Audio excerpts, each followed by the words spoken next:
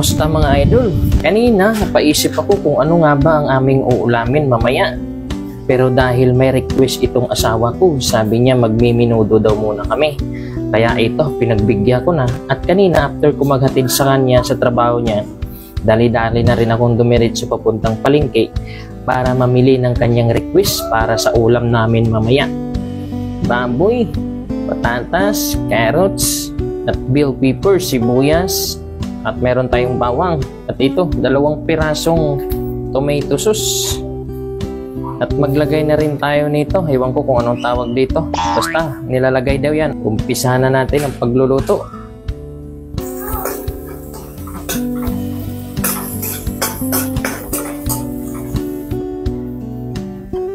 Habang pinapalambot natin, maglagay tayo nito. Patis, pangpalasa.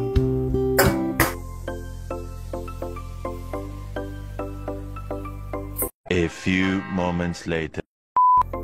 Gaya nga ng sabi ko kanina, ito'y simpleng luto lang at 2 lang naman kami kakain ng asawa ko. Tamang-tama yung kanyang lasa. Panalo. Sa budget na to 20 pesos, pwede mo na mapalawak ang iyong hapagkainan.